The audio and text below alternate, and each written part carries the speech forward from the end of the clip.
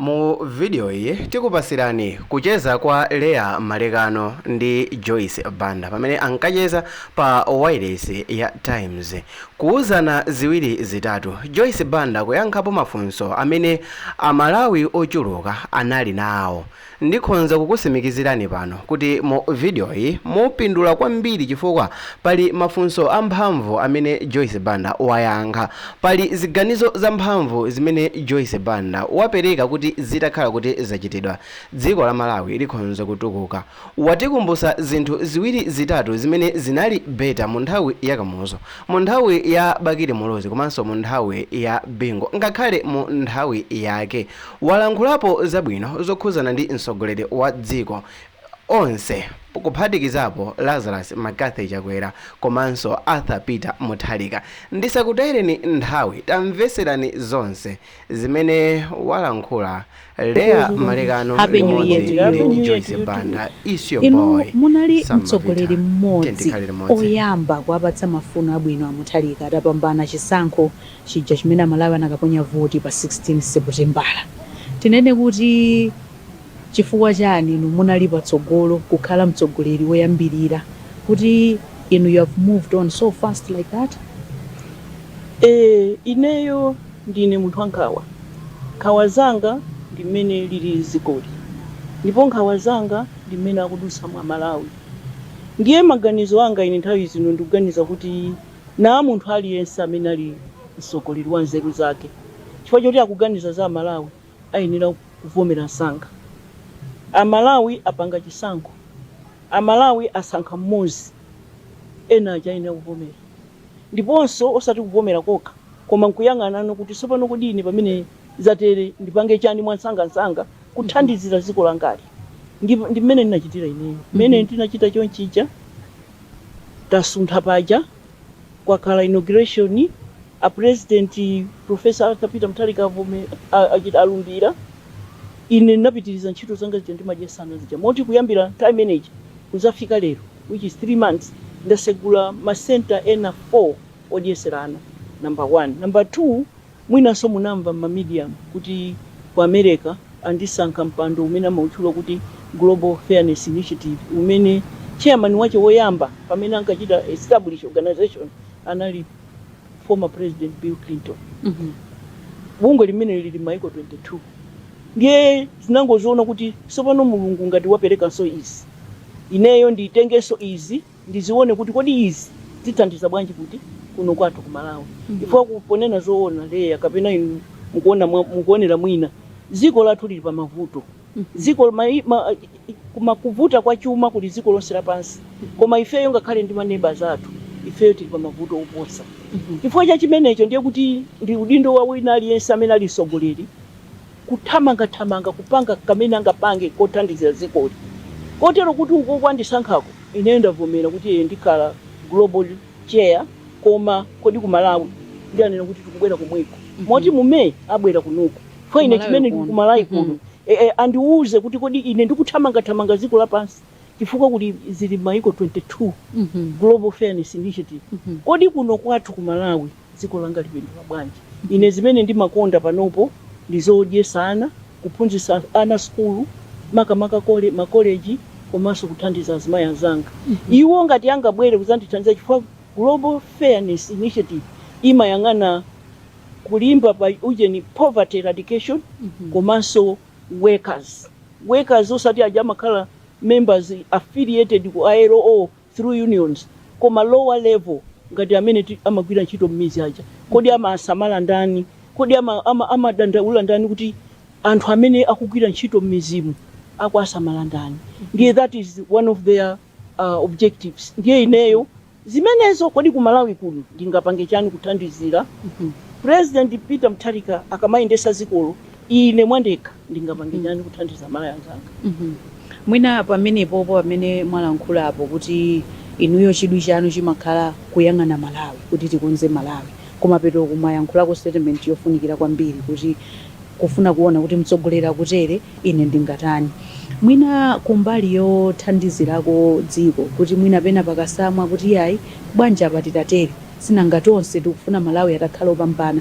Zimenezo mwina myezi mwachitako pang'ono ndi Mutharika? chimene chimachitika mtsogoleri akasankhidwa ndiye kuti amasankha kabineti yake, amakhala ndi boma yake.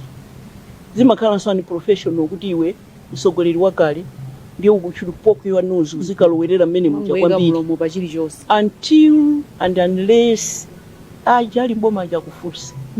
Ndiye ine chimene mungangoziwa ndichakuti moni yekha kupasana ndi a president mapasa. Ndikakhala nthawi zina timachita cheki mupeza bwanji iwonso vice versa. Koma kuti ndinganame kuti ineyo ndiye ndisandukeso nduna ndikayendese boma ndiye sizimakhala choncho unless utafunsidwa. Chabwino mwakambapo nkhani yokuti dziko lino la Malawi tikuoneka kuti tili pambuyo kwa basi potengera ndi anzathu oyandikana nawo. Pano zaka 62 tili pa ufulu ozilamulira tokha, koma tikamba pano tidakali pa mndandanda wa mmodzi mwa mayiko osaukitsitsa pa dziko lonse lapansi.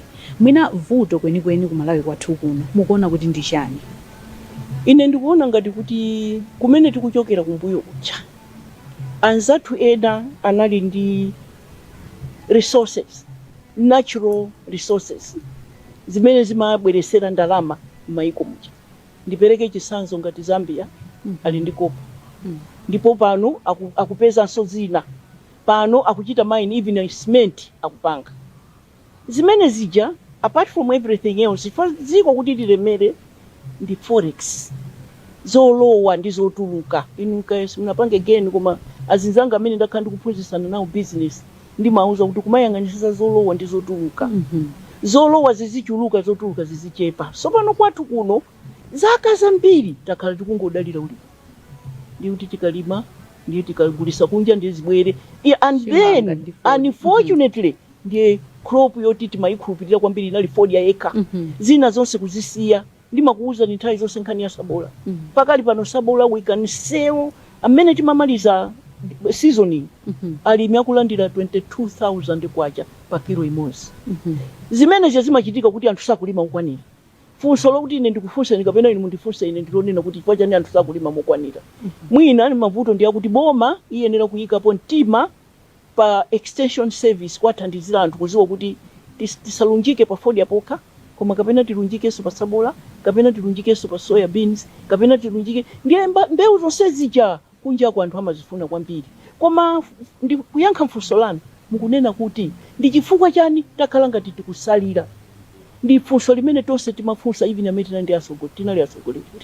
Ndiye kuti Mulungu anangodalitsa anzathu okha amene ali ku Zambia kopa, ku Zimbabwe gold, ku Tanzania tanzanite, kodi ifeyo tilibe. So pano funso limeneli ndikupempheni tiyeni tifunse polowa chipoyenda chitsogolo kuti after 10 years you should look back and say koma sopano paja tinkacheza nda Joyce Banda, koma iwo anapita kuli chete, koma mmene tinkacheza nawo ananena kuti sopano pano ndife olemera. Right now tili ndi the largest deposits za rutile. Kale ronseli palibe amene anakuuza kuti kuno timachita mine chani, banalibe fo tinalibe. Koma pano tapeza tili ndi rutile largest deposits in the world. Right now tili number 4 rare earth. Right now kuliphiri kupalombe, kuliphiri kublantyre, phosphate yekayeka akuti quantity zache titafuna kuti tizipanga fertilizer akhala tikhoza kuchita 100 years. So pano vuto la fertilizer kuno ndi vuto lalikulu kwambiri nuso mukuziwa. Koma titakhala tikupanga toka ndiye pamene chimene chatipangisa ife kusalira mbuyo. Sikuti ena anali anzeru mayiko ena oposa ife yayi, koma chachikuluso kwambiri chinali choti ife tinali tisanaziwe kuti ndife olemera, tinali tisanapeze ma minerals athuwa. Panopo ndiye tikuziwa kuti gold tili naye, marubies tinkamva paja mukumva kuti akuti anatibera $340 million. Umangotenga ngati masampo, umangotenga anayesera achakaka nyirenda kandi achakaka nyirenda kandi atone general anayesera kuchita claim kumene kuti tipase ndalama zathu mwakala mukutibera paka na lero sisi kuzika kuti zili pati. Chabwino. Your Excellency, pamene mwanenapo makamaka ku nkhani ya ulimi kuti mwina tinangokakamira ulimi umodzi koma panali zinthu zina zosiyanasiyana, mwina tikatenga mbuyo pang'ono munakhalapo mtsogoleri mu dziko lino. zonsezi mwina zina zimene tikukamba panozi zakhala zikukambidwa kwa nthawi yayitali. Ndikukhulupirira kuti nthawi yanunso munkakamba zimenezi kuti tili ndizi ngati Amalawi. Ndimafuna nditadziwa kuti tinene kuti vutonso ndi utsogoleri kapena vuto kwenikweni lokuti zinthu tikuzidziwa koma sitikupanga zoyenera kuti dziko lisinthe. Vuto nchani? Nkhani imene tikunena iyo kuti ife timadabwa kuti bwanji ifeyo tilibe ma minerals. Ma minerals ndi amene amalipangisa dziko lolemera. Mu Africa monse muno timati South Africa ndiyo lemera. Chifukwa chani? Chifukwa cha minerals, gold and diamonds. Chifukwa chani timanena kuti Nigeria ndi dziko lolemera kwambiri? Because of oil. Ndiye kalero seli ifeyo timaganiza kuti tilibe. Anzathu ndikumalemera, even ma neighbors athu. So pano ine nitabwera kukhala president, chinthu chimodzi chimene ndikutiza kuti ndinachita chochenjera ndi imene yoyo yonena kuti ngati tilibe ma minerals ngati dziko, kodi bwanji tipange kafukufuku. Ndiye inuyonso mukudziwa kuti tinapanga ife air research yo kuti ayang'ane kuti pansi pali chani kodi, and how much do we have and where do we have those minerals, those natural resources. The report of that survey was not written when I left. Yatuluka chaka ichichi. Pano tilinayo so pano report. Izi tikunena za anthu ali busy maiko akunja chonchi maso kuyang'ana pa Malawi chifukwa iyi ruta iyo ndimene imapangira ngakhale fighter jets, ndege. So ndiyofunikira kwambiri, ndiyosowa kwambiri. So pano ineyo sindingafune kuti ndinene kuti chifukwa chokuti kaleri ndinalibe nzeru kuti timaziwa. This is God's time. Ineyo pempho langa lingakhalero nena kuti tisachite so postpone, because now we know. Report inatuluka analemba koma report iyo Amalawi amene akudziwa kuti that survey I'm the one who instituted it. Amene ninayambisa kuti eni tifufuze tipeze kodi tili ndi chani ndipo kuti ndipo how much. So pano tikuziwa. What we need to do now as a nation is to move fast, very very fast. Ndizosavuta kuti tipange anthu abwere atithandize, because what we will need is technical support. Ndiye sitingachite deny maiko ena akufuna kuti atithandize chifukwa aja kukana acha imene ndiyofunika. Please wait, this is what will save our country. Ndimafuna ndikambeso pa nkhani yomwe mukamba your excellency kuti last year tinaona mtsogoleri wa dziko lino amene wangosankhidwa kumene Professor Arthur Peter Mutharika atapereka bani kuti pasapezeke munthu wotulutsa ma minerals amene mukamba pano akunja popanda ndithu kupangidwa process kwathu kumalawi konkuno kuti tizitha kupeza ndalama zochuluka amene mukambiramo. So ndimangofuna ndemanga yanu kuti how good is that move and how do you think it will benefit the country? You know, with the problem with the minerals ndiye kuti ayambisa anthu kudodoloka. I'm sorry to use that comment, to use that word. Chifukwa maiko akunjaja kutilowerera maiko mwathu kufuna kuzaba chani ma minerals. Ndimaonera zana pa TV $220 billion zikutuluka mu Africa kuchoka ma minerals athu kutibera anthu kuchita externalize. So apa zimene akunena a president sina yankhule nawo ine koma ndikuganiza kuti that's what is going through his mind. Kuchita chisawawa ndikungwasi anthu azitola miyala ija ina kuyika nthumba ena kuuluka nayo ena kunena kuti ndi masample ndi zimene zikuti sokonekera ndi zimene zikuti vutazi. So what needs to happen now is to have a proper system, a proper program.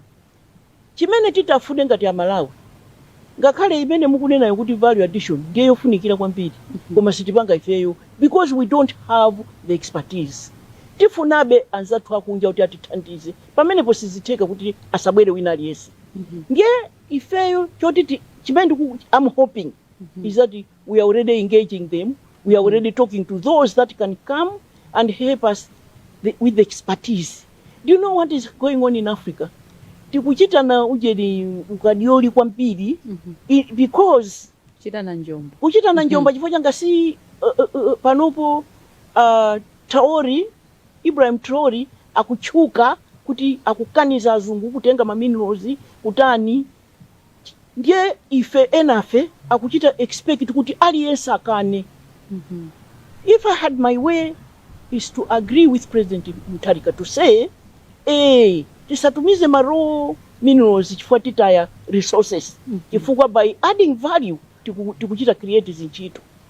But we must also remember that we need technical support. We need expertise. We need foreign countries to come and assist us. Kuti mamaini zaja kale maini tikakumbe zituluke ifeyo panopo tilibe that expertise. Tifuna bazatu kuti abwera zatithandize. But at the end of the day, the best way forward would be to add value. Ndizimene akunena president zija. Ndiye inayo I don't know, he hasn't told me, but I hope I'm reading him right. Kuti at the end of the day he's looking at the jobs that can be created through value addition. Koma tisaiwale tisachedwe ndikunena kuti tingokhala chifukwa sitingalole akunja kukhala nawo in that process, because that process will need foreign support. That process will need expertise. That process will need anthu oti abwere akatithandiza. Then it will be up to us to control the cells, to make sure kuti inu mukamagula ma raw materials athu ndiye kuti 60% ndiye athu ife. Inuyo poti mukutithandiza apapa ndipo apapa ndi 5 years zoka mukatapa muzipita kwanu faso pano tikoza kupanga toka. Koma tikangokhala kuti tipanga toka ndiye mwina so tichedwa. Nkhani ya ma network iri maikhulupirira eti sikupita kukhala ndi ma connections abwino kuti tatiye tithandizane. Nene ndiye musandiderere. Nkhani ya ma network iri. Yeah. Because for us to move forward, we need friends. We need partners. Yeah, we need antwoti atithandizire. Right now, there's a process that the British government has established. They are talking to Africans that can discuss with them the new shift, kuchokera pa outright aid to trade. Yeah, to trade, not aid. In manager, they are talking to African leaders to say, what do you think? How do we move forward? How do we shift without hurting African countries? Ineyo kungoti panopo ndikuthamangira ku Madagascar. Nanga sina pasidwa chito ija munamva kuti a president anandidailosa. So instead of going to London for that, I'm going to Madagascar. The whole world is looking at stopping aid to Africa. How do we stop it? Talking about this issue, Your Excellency, switching from aid to trade. Inuyo mukuona zokuti ndizothandiza anthu ena mwina akumadera nkhawa kuti azungu atha kumadinamiza ungotipasa ka donation ka ndalama zochepa koma nkumatenga ma minerals athu ochuluka mu dziko lino. What is your quick comment on that issue, transitioning from aid to trade? Yes. Yeah, the shift is key. We don't even seem to have a choice. I belong to a group of former presidents amene akukumana kumanena kumachita pushing for debt relief. Koma, we are looking at the same issue of shifting from aid to trade. Koma, saying most countries are debt stressed. Ali ndi ngongole zoopsa zoti sopano maiko akunjaja mene mukudandaulira pakuti akasiya ndiye tafa. Sopano ife tivomere kuti sopano sikukhala free lunch. But what we need ifeyo zimene tikuchita push ndiye tuchitani forgiving ngongolezi mene munachitira 2004 2005 kuti anthu ayambe on a clean slate. And some of us who know that we are now rich in our countries, we have huge natural resources, tithamange ndi kuchita process and bring the needed forex into our countries. Tithamange ndi kulima mbewu that have value outside. I was just speaking to the Chinese the other day. We can't even meet the demand. Order imoja atatipasa napereka order ku Nigeria yechinangwa 1 million tons. Kodi mai kakala atatipasa ife order ya 1 million tons sitingachilime tu ndikwanisa. But there's ndikumbukira tinaganikaso ku India kunali nsika wa nyemba ndi tinaganika kufikira. The market is there. Panopo sitingane kuti tili stranded. Now we know we have minerals. Now we know malimbewu zimene zikufunika kwambiri kunjaku. Now we know kuti whatever sabola we grow we tigulisa. Chimene chikutivuta ndi just ourselves, to push ourselves to say enough is enough. Tasauka mokwana. Chifukwa nyamata wina manduza ine kuti amayi sabola umene ndalima ine ndagulisa pomaliza pa ndapanga 25 million. Amandigula 22 million a kg. Chikutikanika kuti mafati sabola nja. Pa nkhani iyi mwabweresa Your Excellency yokhuzana ndi achinyamata. Kuli achinyamata ambiri mdziko lino anataya chiyembekezo. pano patukamba pano tikulankhulana pano ena ali m'maboda kuthamanga kufuna kutuluka mdziko muno kupita ku Israeli, ena ku South Africa, ena ku America, ku Dubai kukachita ntchito zosiyanasiyana kuti ayi mudziko mwathu muno sizili bwino. Mungapase chiyembekezo chotani achinyamata amenewa komanso mwina malangizo anu ndi otani kuti atsogolera amene alipo akhoza kugwiritsa ntchito pofuna kupereka chiyembekezo kwa anyamata amenewa kuti akhalibe mdziko muno ndi kutukula dziko lawo? Panopo zimene zachitika kunjaku nanga si panopo ngati mena nene president kuti osachita so export chani ma minerals chifukwa mpaka natachita add value. Another source of income or another area where a lot of small cottage jobs can be created, the mining yomwe.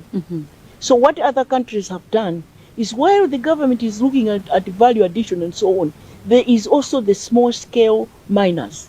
And the small scale miners will end up selling to government anyway. Ndiye kuti pamene pajanthu aja nawonso akupeza zochita munomo panopo tu ideyo. I don't understand how we can say there is nothing to do. The problem is tikapeza ma resources, there's some disconnect somewhere. Panafika katina unonga ndife tomwe andale kukuza nino achichepere kuti na ukamango ndi sata ine ngati doba wanga ndalama uzingozipeza osachikesa tuko. Mwati apa muna unonga ndinu nomwe andale twete nanga namene anyamata aja nanga samathamangira kumene kwa anthu andale nanga amafuna kuti agwire ndi andale kuja zisachedwe yayi kuchedwa kuja ndi kumene sakufuna. But njira izi tikunenazi through small scale miners, through agriculture, zimene zija zikoza kupangisa anthu kukhala solid and self reliant.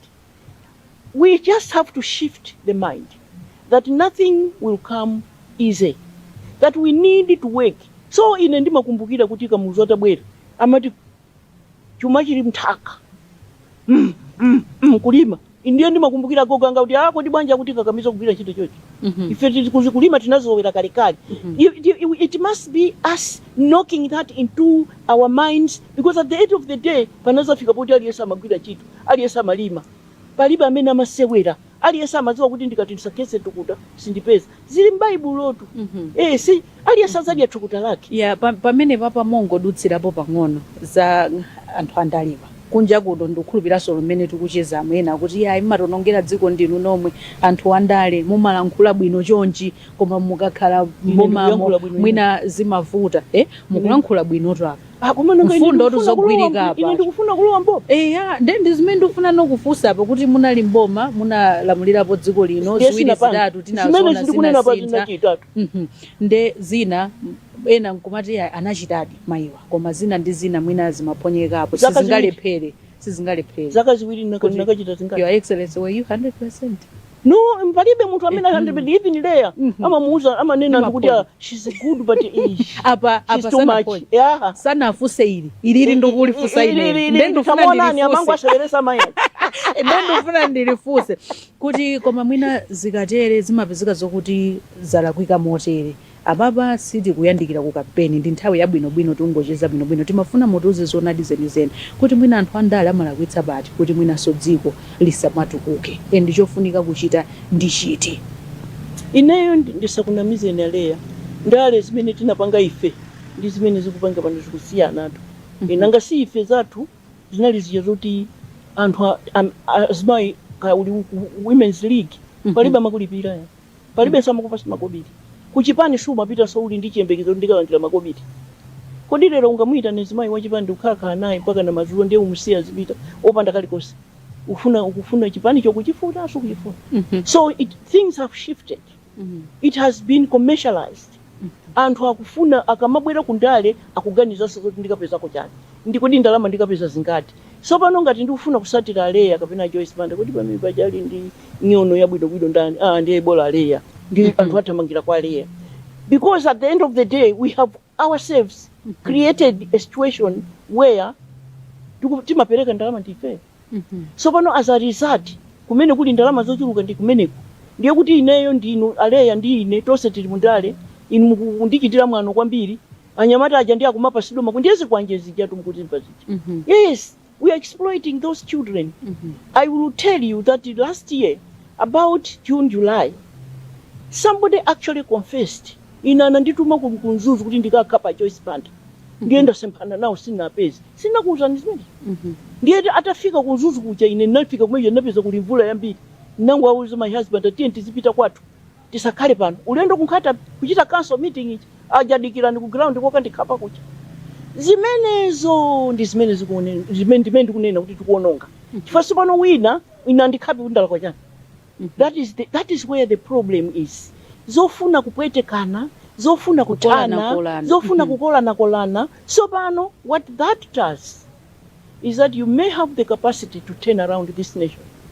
You may have ideas zoti tapanga chakuti tapanga chakuti chithandiza zikoli koma sopano ife tili bizo kufinyani pakosi alephera amene ife tibwere koma uja kubwera uja palibe nzaja uja umuthesa ntchito uyu wabwera koma uyu palibe sofundo ina iliyonse iwenso kungoona kuti ajaso ndiye palibe ito yes so pano at the end of the day akuchita safa ndani uyu akanachita zotheka amalawi yeah. Pobwerera mwina tisanachoke koma pankhani imene takhala tikuona kuti mukulimbikitsa amayi kutakata kuchita mabizinesi osiyanasiyana mumakonda kukamba nthawi zonse nabiwe sindi mayi wa mumakonda kupereka chisanzo potengera ndi mmene zinthu zilili mdziko lino pakadali pano nkhani ya zachuma mwina mungapereka ulangizi wotani kumbali mwina ya amayi kuchita mabizinesi kuti atukule miyoyo yawo asamangokhala izi mukamba pazi kuti ungodalira andale kuti anyambire mapazi atere kenako akhale pena pake ine ndikuona ngati kuti it is so straightforward I don't know kuti azimayi akuvutikiranji ndikuwuzeni kuti ina azimayi amene ndathandiza chaka ichi kulima sabola agulisa 15 million 10 million 20 million so pano amene ndi azimayi ndiye kuti ena amati akapeza 10 million ija amatenga no 1 million kugula fetereza ndiye kuti zoti fetereza kugulisidwa 150 160 osazimva because they can afford akata pamene paja kutenga 1 million ina kugula chimanga chokwaniranso ehoye ndikusalanso change kugula malata kugula chani the question I have for you Leah kuti paja anthu ochita interview simmayankha chifukwa chani anthu sakulima pakali panopo advice imene ndingapasa azimayi muno Malawi kuti tithandize dziko lathuli ndikuti tigulise mbewu kunja tibwerese forex Malawi zimene zozo ine ndiye ndikupanga kale po ndimagulisa sabola wanga ndimagulisa kuti ku Europe chifukwa sindimafuna kuuputa nsika wa ku China sindingakwanise I was meeting the Chinese ambassador the other day amanena kuti pakali pano achita approve soya ndi nteza are you telling me nteza so mulichoika toti sitingapange kuteleza hai koma ndikulima nteza wambiri akungobwera kuzatilanda ndisachule anthu aje mtundu wake koma ndi anthu akuti atichita infiltrate akutilanda ngakhale sabola tikama akamauma abwera kale akunja kuzagu the lack of policing even the little we have is another great weakness chifukwa ine pali pamene ndili pano singapita ku Tanzania ukasegula nsika ugula chimanga kapena mpunga chifukwa kumakhalanso mpunga ngati watu wamoyo wa kilombero ungakasegule nsika kujeni ku Tanzania anayika malamulo oti ajasunga piti koma ife tikamango ti fodi uja amini sabola uja kuuma ali murumpi mose mucha agula sabola watuja ndiye panopo chimene ndingapanga kuti mapolisa athu mapolisa tilinawo ino koma government iyenera kuyika chikhwimiso kuti anthu zinthu zathu samatuluke chisawawa anthu azitha kugulisa mwa ndondomeko because at the end of the day aja akubwera kuzagula kuchoka across the border sakuti pasatu forex amakhala sintha kali makobika amatenga kuti makobika atu akwacha akamabwera ndikumaza kulaso panopo zikutheka bwanji kuti kumaboda kwathu anthu akulola chimanga chathu chigulisidwe chipite ku Zambia for ife tikulandira chimanga chogula kuchokera ku Zambia koma ife tikugulisa chimanga ku Zambia at the end of the day nobody has told me koma ine ndikuganiza kuti tikugula chathu cho yes why because kumene kuja panopo tiyapepa ifeyo ulendo bambo mukhitu kuti ngati anthu akulephera kumene kumaboda zikuti tayika ni chikhwimiso kuti anthu chimanga chathu chisatuluke sabola wathu asatuluke na ndolo wathu asatuluke zimenezo ndi zimene ndingalimbi ideyo mbali yanga imene tapange chaka ichi chikubwerachi ndikuwalimbikisa azimayi anzanga kuti tiyeni tiyang'ane kunja tibwerese forex chifukwa tikhozopanga tuba business. Chabwino. Your Excellency, tathokoza kwambiri mukuti chaka chikubwerachi tikhalepo sachidwapo mpatuka mbano zatsogolo lanu kuti chisankho chapita komano kupita chitsogolo mwina tiyembekezere zotani kuchokera kwa inu. Kumbukirani kuti iyi ndi program ya Times Special pano pa kanema ya Times, ndipo tikucheza ndi amene anali mtsogoleri wa dziko lino Madam Joyce Banda. Tikhale tikupitira kucheza nawo posachedwa pompa makamaka kuti kodi tsogolo lawo pandali ndilotani musatalike. Tinalekezera pa nkhani yokhudzana ndi kukonza chuma cha dziko lino kupita chitsogolo. Timafuna titadziwa kuti apa chisankho tinathana nacho, tinakuonani munapikisana nawo pa chisankho chimene chinachitikachi kupita chitsogolo tiyembekezerenso zotani kuchokera kwa inu kuti musakhalanso pa ballot 2030. Mapulani anu ndi otani pa nkhani za ndale? Zimene ndapanga ndi nkhani yondivuta ineyo leyo kuti tizikambirana with you and me on this during this interview. Ndisanakakambirane ndi anthu osakuchipaka. Okay. That process is ongoing. What I have done, ndaitana aneki small group kwauza kuti concern National Executive Committee meeting. Ku National Executive Committee meeting ngagwirizane chochita. Koma ineyo I'm stepping aside kuti ndikupaseni chance ino ali achinyamata kuti yachisikana muchitenge chipani kupita pasokolo. Ineyo I'll never stop being a member of People's Party, but I think time has come for me to allow ena kuti atani akale. What happens always is kusogoza mau right now when the emotions are high is wrong. Ifandi kuzana ndipo ndo chaketwa simuzandiona so ine ine sopano ndisapepera koma ndingokuzana kuti maganizo anga if you came into my mind right now, what I'm worried about is where Malawi is. And if it is possible kuti ena apange ndale ine ndipange zimene ndili kuziziwa, then I would rather do zimene ndikuziziwa to help my nation. So right now what I have done is I have mobilized as my was kuti ndachita mobilize ndini. I'm just there petrol. As my conflict in the Comesa Federation of Women Entrepreneurs in Comesa region. Ndiye kuti kuno kuli chapter chabe. Ndiye a chapter cha Malawi aja Boma ima achita so recognize. It's like it's a chamber of commerce as my. Ndiye as my aja they have even got an office in the Ministry of Trade and Industry. So in what I have done is to offer myself, because kumene kuli ma business iko ine nduzi wako. And what are the steps is made up tenge kuti azimai aja thandizire azimai Malawi kuti apange business. Ndiye tagwirizana pamene ipo. Ineyo what I've done is kuchita contact akunja kuti athandizira azimai aja kupeza ma partners oti angabwere vuto limene labwera ku Malawi ndila kuti anthu amaganiza kuti tipange business ngati azimai wina unjike ndalama apo ndiye tizitapa ndalama zije tizikachita run business. Palibe ndiponso sabweza azimai ku Malawi sabweza. Imene ikuyenda kwambiri ndi ya banking konde. You will be surprised kuti pamene uku akungozitenga kumazitafuna ngati masuku za nefizi ukuku zimene amatenga kuma banking konde upasana okaji zimaenda chifukwa kumene kuja mafinyana zenizeni ngati siupereka tika kuchosera malata amabwezadi chifukwa business imafunika discipline. Ndiye ine what I know how to do is to build a business and grow it. Sikulina kuti muzabwereza kuonesa zimene ndimapanga zanga za business. Yes, it is very important. Ndinali interested kuti ndidziwe kuti kodi pano ndemu kupanga chani. Inetu sindinasiyepo kuti masabula kugulisa. Panopo ndikuwokera sabula. Umakhazikika pa business pa pakadali pano. Iyo sinasiyepo business. Ndalama moti zonse ndimazitenga kuti. Muntu ungasiye business ndi kuti ine agogo anga sana siye mpaka kumwalira. Ndipo imene mbatata, mizimbe, chilichonse iwo amagulisa. Ndiye ineso I took after her. Siku ndi siku kumene kumacha kodi lero ndigulise chani. Ndiye ine sindimafuna za complicated zokuti ndisegule boutique. Pamene ikakwana 1995 my uniform onse a Malawi achipatala azimai manesi ndi machunika acha ndi madust coat acha ndikasoka ndiye. That was Mandekan Garments, was my factory.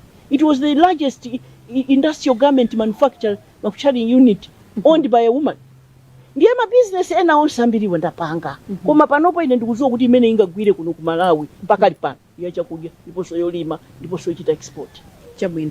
Ndi pamene mukuchita zonsezi pa mapulani anupa mwayika njira zotani pofuna kuonetsetsa kuti mukamazaganiza zokuti mupumiretu pandale kuchipaniku ndi kuti kudakali anthu okuti akhoza kuchipititsa chipani chimene munayambitsa cha People's Party patsogolo, succession plan yanu ndi yotani ku PP ku? What we have done is we have agreed to form a national governing council. A national governing council that will be made up of the leaders that exist now. Nanganisina ndi four deputies. 4 deputies are manager plus a few more can form the national governing council to very quickly organize convention yokasankha mtsogoleri. Vuto limene lili ndi ine mwina ndili different ndiyena ndila kuti I cannot impose. Sindingachiuze chipani kuti ine ndiye ndikupuma koma mtenge awo imene singapange. Anthu aja asankhe munthu amene akufuna. For that to happen there must be a process. Kuti ayi pakhale mwana wanga koma pakhale uyu. Mwana wanga atakhala kuti anthu aja ndi amene akufuna ndi amusankha. Koma osati ine. Osati ine kunena kuti amutenge mwana wangayo mukafunsa kuchipani. Ndiye bwezi zitachitika tukalikati. Koma mwana wangayo amanena kuti ya ine zisandikuze. Mwana wangayo amatero. Zisatengera anthu aja if they want him or if they want any of my children to persuade them to join. Koma pakali pano there's no child of mine who shows interest. Komanso ineyo sindingachite impose leader. So where we are at now, a national governing council that will organize a convention that will choose the next leader to take the party forward. That process, even that process, I'm prepared to support. Yeah, pamene tikumalizitsa program yathu timafuna titadziwa azi munthu amene munalipo mtsogoleri wa dziko lino la Malawi. What do you consider as your greatest achievement as former president of Malawi? Ndeza chukukata. Ndi zambiri kwambiri? Mwachita zambiri kwambiri. Pang'ono chabe. Makakwina? Makazi kolina? Ayi pali zinthu zina atu zimene anthu akhoza pamene ndinkabwera inuyo mwakhala Malawi. Consider a lot. Inuyo pamene mmakhala Malawi muno. Pakati pa tinali ndi mizera ya fuel. Mumalepera kupita kuchito magona kufuel kuti. Ndiye nthawi imene nalowa inu president muno. Anthu akugona kuti filling station. Pamene ndimalowa ine kukhala president munomo mulibe forex. Pamene ndimalowa kukhala president Parliament itapereka mphamvu, constitution itasinthidwa kuti nduna ya information ikoza kubana newspaper iliyonse isalengezeso isapangeso kanthu kalikonse even kutseka radio station. Zimene zija in 3 months 100 days amene amanena aja kuti tiye ntiliyang'ane zikoli pa 100 days kodi lachita bwanji sikuti ndiwozungulira mutu yani. The whole world Boma ikalowa amatitiona pa 100 days. Sikuti pa 100 days ziko lingakhale litapanga zonse. Ifeyo panopo ngati Boma iyi ya Professor Peter Mutharika ikuyandikira 100 days. Sikuti zonse zimene mavuto osanali ya Malawi angakhala kwata. Koma zimene zimachitika ndizakuti anthu amatha kuona pa 100 days kodi Boma iyi yanyamuka sinanyamuka. Is this country, has this government taken off or is it stagnant? Ndiye niyo mukakumbukira looking back. My greatest achievement is that in 100 days, the country had turned around. Fuel anapezeka within 7 days. Ngati mukumbukira. Forex inalitabwera kuno ku Malawi. Malamulo aja amene tikunenacho tinachita kasintha. Ndipo titachita pass law ya disability law. Kuno kuti nawonso anthu olumala ndi anthu ngati ife tomwe. So the greatest achievement that I look back and not only me says it, but the whole country says it, is my 100 days. How my 100 days was assessed. Mpaka tinachita print salu kuchita celebrate. Ndiye zimene zinachitika mu 100 days, ndiye ndikuti ndiyambe kuyankhula pano mpaka na mazulu. Because if even the Millennium Challenge program inalitachitidwa cancel, inachitidwa reinstate within that 100 days. Fuel was scarce, it was reinstated that 100 days. The World Bank and the British government and the European Union had given us budget support and development support. Yeah, so ineyo ndimaganiza kuti ndinachita zambiri pa nthawi imeneyo. Mavuto amene government iliyonse imakumana nawo ndi mashasha. Mashasha oti iweyo kugwira ntchito iwonso kumapanga zina zoti azikupangisa iwe manyazi ngati president. Zimenezo ndiye Mungu yambira nkhali kamuzu. What matters is what when you find laxities, when you find andu sakugwira ntchito, when you find andu akupanga chinyengo, is how you react towards them. Kaya kwa chosa ntchito, kaya kwa manga. Ndiye chifukwa chetu ineyo ndikuona kuti pano ndili excited kwambiri about what I see in Malawi. Iyo nena kuti we have now got a leader who is proactive, who wants to see things not going right, ndikufuna kukonza mwasanga-sanga. Ineso pano ndili pano, what I am doing is running with my programs to make sure kuti pakali pano njala ili katiti, anthu akuvutika. If all I can do as a private citizen is to feed children, I will do that. Right now, I feed 10,000 children a day. Kainuma diesa angati, ine koma 10,000. Chaka cha 2025, nantumiza ku school, secondary and college, ana 5,500. Chabwino moyo wa munthu sumalephera zabwino komanso zina zoyipa. What is your biggest regret as a former president of Malawi? You know, my biggest regret as former president is that I didn't have enough time to do more of what I had started. That's my greatest regret. Kuti muda adakakupatsani beni nthawi ya Malawi kuti muonetse zimene munakatha kuchita. Ndiye zimene ndinayamba zina nanga si monga ngati ndipereke chisanzo. Ndinamanga we started pali chithunzi so ndikoza kukutumizirani. Tikutsegula kumanga matanki, ma reservoir osungira mafuta for 75 days. But by the time I left, I hadn't finished. That's all I'm saying. That I started, but those I didn't complete to see the end of them. Do you have any regrets that during your time there were people stealing government money? The issue of Cashgate? When did you see a government come and go without people stealing money? Tell me one government that you know. Inyo munduuze kuti ina iyi inalowa mpaka kutuluka yopanda kuba. That's what I was just saying. That the government iliyonse pazapezeka mashasha makhuku akufuna kuti adyerere ija kunena president kuti nthawi siyo dyerera inoyo yani akufuna adyerere sopano modyerera muja ndiye kuti akuzembesa za misonkho ya anthu. Iweyo ukaimva imene ija anthu amene ajamangidwe, anthu amenewo amangidwe. Your sincerity and your innocence will be demonstrated by the way you react. Iweyo ukaona imene chakungoti ndani akutero ndani mangani chosani ntchito anthu ajazi chosedwa azimangidwa kuti mwina anthu angakhala kuphunzira. Pamene tikumaliza timafuna titadziwa kuti malangizo anu ndi otani kwa Malawi pamene tayamba chaka chatsopano. Ineyo I don't know if I told you before, ndimakonda kuti ndinakhalapo ku Kenya, and I know how Kenyans operate. And ndikapita kumene kuja ndimangosiya chikwama mwina kukalowa misika kutalii kuja kujuakali chifukwa ndinakhalako. Chimene ndimachiona kumeko chimene ndingapempha Amalawi anzanga ndichakuti kukhala pansi ndikumangotukanizana, ndikumatikanizana boma and blaming one another about who is not doing what tichedwa. Chimene tiyenera kupanga ndichakuti boma iyenera kudziwa kuti ndi udindo oti anthu apeze kandifetereza kapeze chani. But iweyo ngati Malawi ine ndipange chani kuthandiza dziko langa kuti litukuke. Pamene ndikutukula dziko langa ndikutukula moyo wanga apa kumupanga. Ndipange chani. Chifukwa sindingangokhala kudikira kuti boma ibwera ndipangire.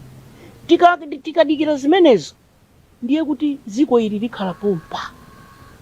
Ine ndimafuna nditatenga azizanga kukaonesa zimene zikuchitika maiko mwina. Ife kunoko pa jina lekonapa timapanga sapato za plastic. Ndipo pa Christ wiki pa tinkapanga makaso ife.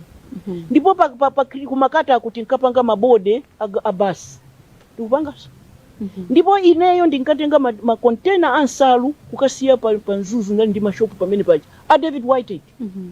Aku Tanzania ndikamabwera mande ayimanzera kugula nsalu zonse zikagulisa kwawo, komanso kugula lowa mpitisi kugula mafuta opikira, kugula sopo, kugula bread.